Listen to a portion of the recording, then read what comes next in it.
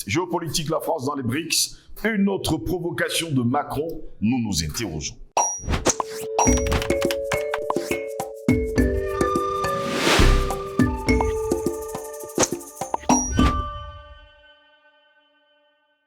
C'est un réel plaisir de vous retrouver tous les jours sur Panafricaniste TV. Madame, Monsieur, bonjour, bienvenue à toutes et à tous à cette autre édition de Parole au panafricanisme. Dans un contexte géopolitique particulièrement bien établi, les BRICS se forgent progressivement une place de perturbateurs notables.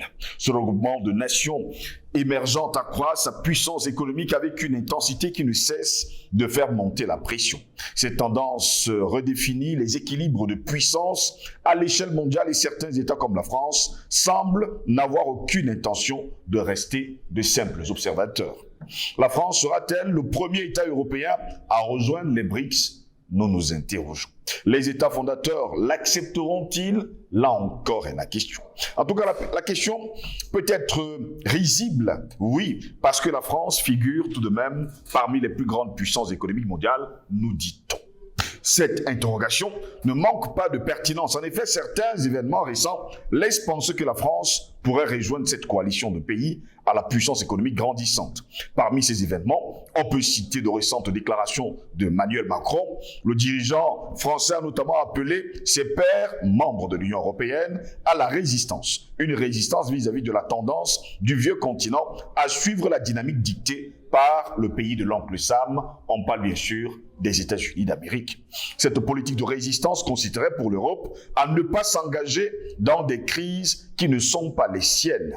Une référence au risque des États-Unis de faire défaut sur leurs dettes. Situation qui, d'après lui, aggrave en tout cas les risques sur le dollar américain, vis-à-vis duquel l'Europe doit œuvrer à limiter sa dépendance. Cette politique de résistance consisterait également pour l'Europe à ne pas s'engager dans des crises. En conséquence, la France se tourne de moins en moins vers le dollar américain. Par exemple, en mars dernier, elle a utilisé des yuans chinois plutôt que des dollars pour payer un contrat de gaz naturel liquéfié conclu avec la Chine.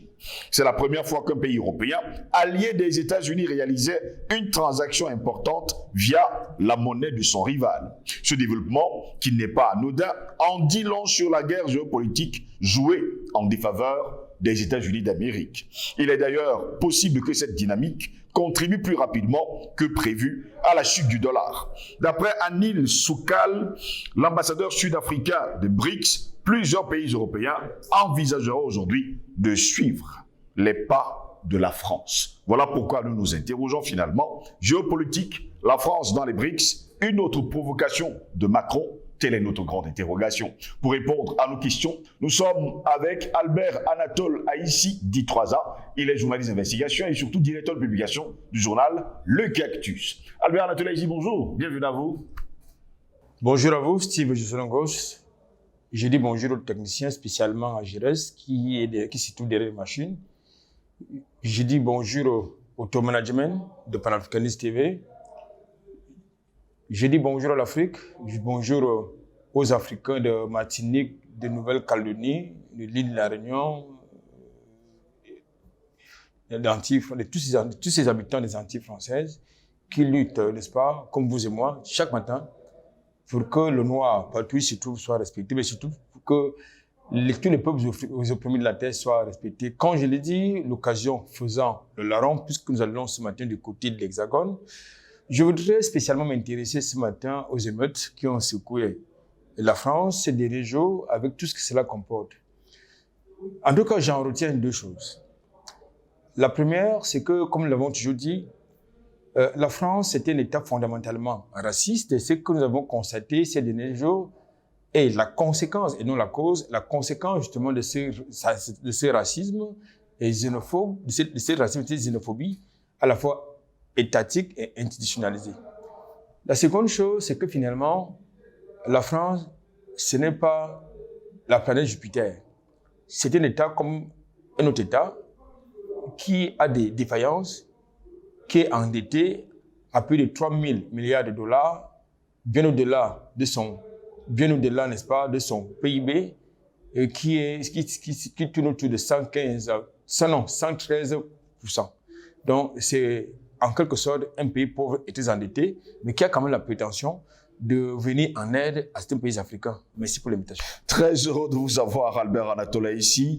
Il y a encore quelques semaines, Emmanuel Macron voulait participer à la réunion des BRICS qui aura lieu justement du côté de l'Afrique du Sud dans les jours à venir. Cette fois-ci, eh bien, les dernières informations nous font savoir que Macron veut se tourner plutôt vers les BRICS et tourner le dos aux États-Unis et surtout au dollar. En tout cas, nous sommes encore dans les intentions. Oui.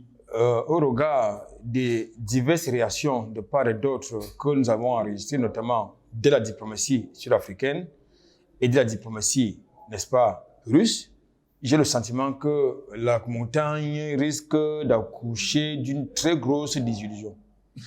Pour deux raisons. La première, et madame, la réponse nous est donnée par la ministre des Affaires étrangères sud-africaine qui dit à Macron, qui répond à Catherine Colonna qui parlait au nom de Macron, que c'est la personne, c'est l'autre qui décide qui il invite et non l'inverse. Oui. Et en l'occurrence, ce qui concerne le sommet des BRICS qui est annoncé pour le mois d'août prochain, c'est l'Afrique du Sud qui va servir de pays hôte à cet événement. Donc, il appartient à Cyril Ramaphosa d'inviter qui veut et n'est pas invité, qui ne veut pas. Oui. L'autre relation nous vient du côté de Moscou, où le vice-ministre des Affaires étrangères russe a opposé, a contesté même l'intention de Macron de pouvoir participer à ce sommet pour des raisons que vous connaissez, parce que du côté de Moscou, on estime que la France fait partie des pays hostiles à la Russie. Vous n'imaginez donc pas Macron assis sur une même table avec Poutine, qu'il combat dans le cadre d'une coalition internationale, n'est-ce pas, au travers l'OTAN, qui surarme Kiev pour détruire, n'est-ce pas, détruire la Russie.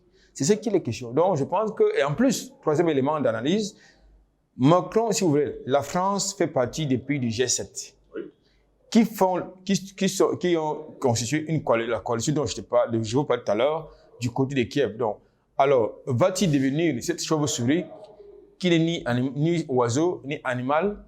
Je ne sais pas, parce que puisqu'il fait partie du G7, et qu'est-ce qu'il peut expliquer qu'il veuille faire partie des BRICS alors qu'il fait déjà partie du G7, qui combat la Russie, qui est l'un des pays initiateurs du projet des BRICS.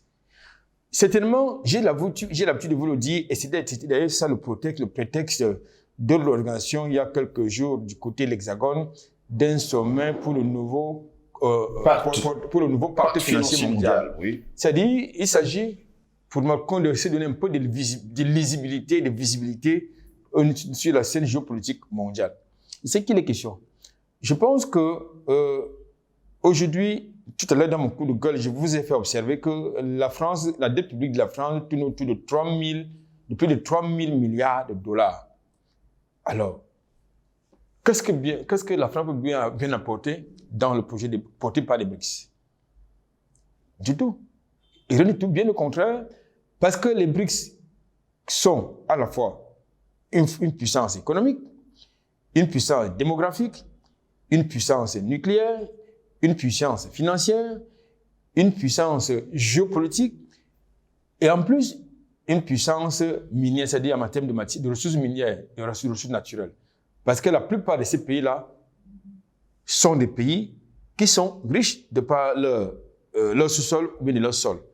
Alors que peut bien apporter la France dans le contexte des BRICS? Si ce n'est que pour aller, comme d'habitude, chercher à tirer les marrons du feu.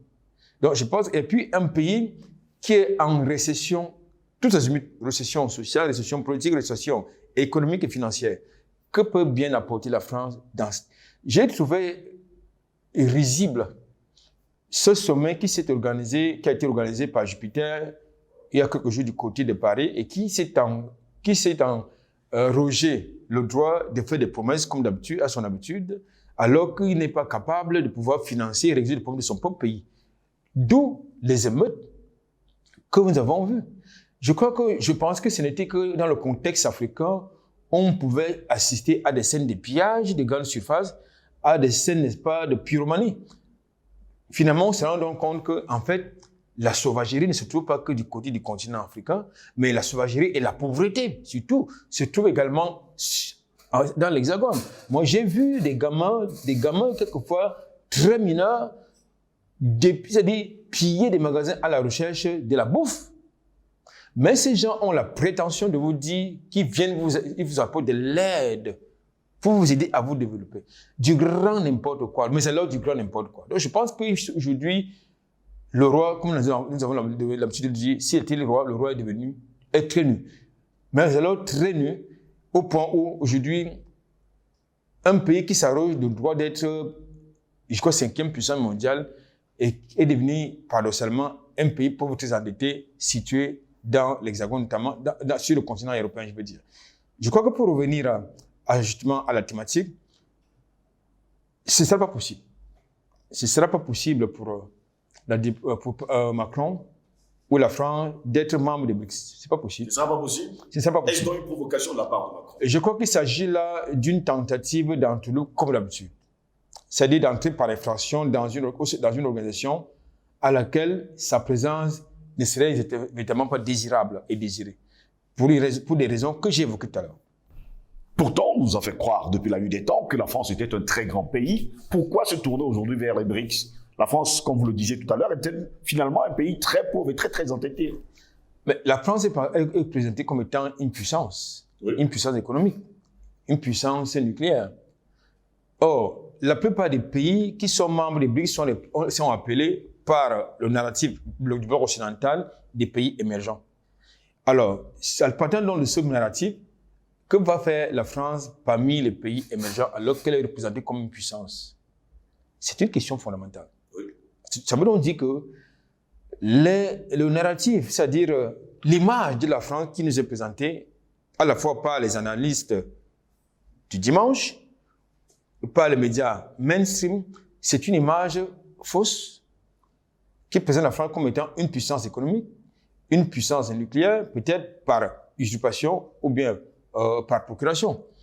Mais la France est surtout une puissance certainement géopolitique du fait de l'attelage franco-africain constitué des 15 pays dont elle fabrique la monnaie. Cette monnaie nazie que nous décrions et contestons à chaque fois. Peut-être c'est à ce titre que la France peut être considérée comme une puissance donc géopolitique. Du fait de cette imposture, voilà, cette imposture. Nous en avons pour preuve.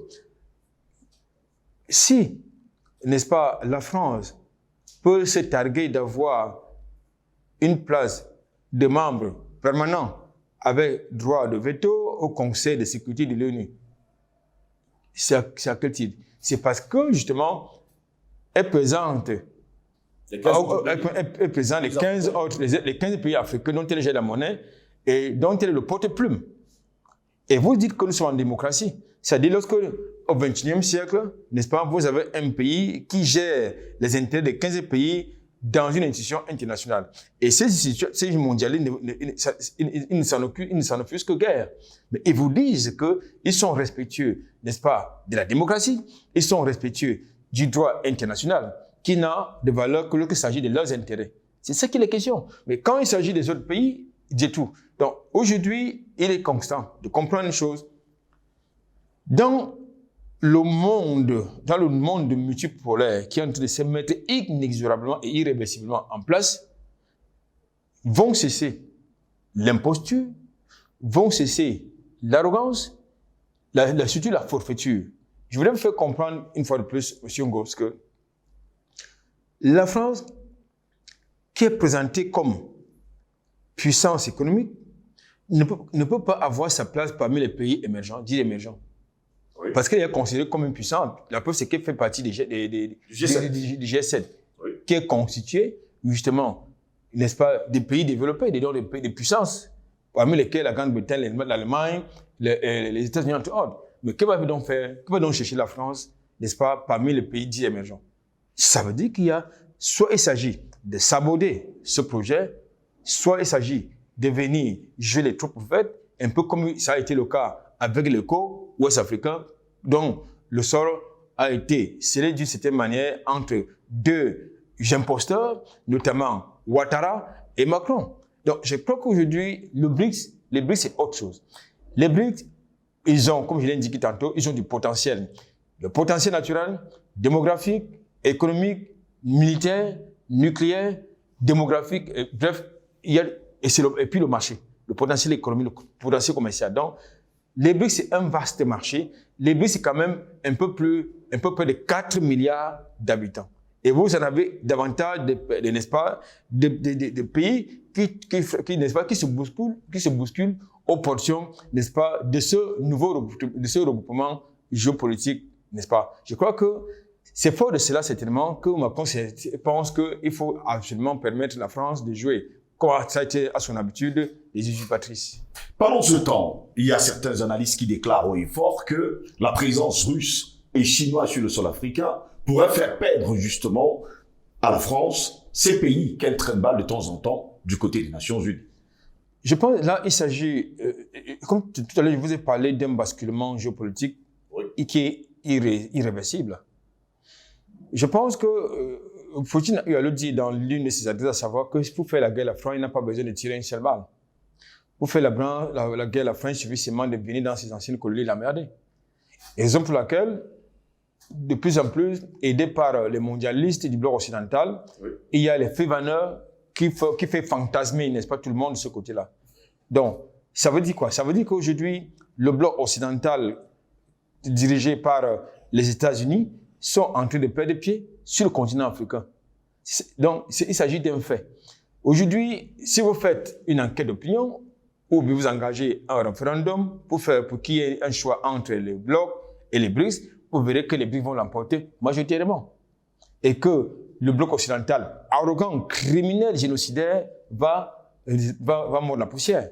Donc, aujourd'hui, ce que nous faisons dans cet inventaire historique, nous constatons une chose, c'est que le bloc occidental, sur le continent africain et ailleurs, pas seulement, n'est-ce pas, n'a apporté que désolation, hypocrisie, injustice, inéquité, destruction, guerre, famine, n'est-ce pas? C'est ça l'inventaire, n'est-ce pas, du bloc occidental sur le continent africain et ailleurs. Donc, d'ailleurs, quand nous disons, il y en a qui pensent que nous sommes des complotistes, nous sommes alarmistes, mais les faits sont là. C'est-à-dire, faisons l'inventaire de la domination du bloc occidental conduit par les États-Unis. Aujourd'hui, l'exemple de l'Ukraine nous parle. Pendant que la majorité milite pour des négociations du côté de l'Ukraine, mais que fait Washington? Mais Washington continue de fourguer des armes parce qu'il ne s'agit pas des Américains qui sont en train de crever là-bas. Aujourd'hui, vous avez l'Union européenne d'une manière générale qui est en train de tomber en récession. Du fait de quoi? Du fait du fait des États-Unis. Du fait des États-Unis parce que il est question pour les États-Unis de maintenir leur hégémonie impérialiste habituelle par le dollar. Donc, je crois que aujourd'hui, nous devons pouvoir constater une chose, c'est que le monde est en train de changer. Et la majorité de la population mondiale pense qu'il faut passer à autre chose. À ce monde multipolaire qui va donner au peuple du monde entier une véritable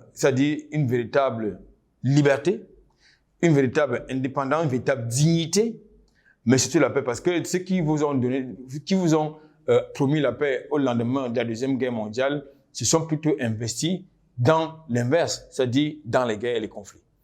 Alors, Anatole, ici, 100 ans, 100 ans prochaine, la France peut-être a besoin de s'accrocher sur les BRICS pour pouvoir survivre. Je pense qu'il faut que la France innove et assume ses choix. Il faut que les dirigeants français innovent et assument leurs choix. Les déclarations de Jupiter au sortir de sa visite en Chine, ça peut paraître, j'ai envie de dire, ça peut paraître sincère. Oui. Ça peut paraître sincère, ça peut faire croire que la France, qui est également un État larbin de Washington, est en train de s'affranchir de l'impérialisme de la tutelle américaine. Du tout. La France, les dirigeants français, si vous voulez, les dirigeants français sont en quête de visibilité.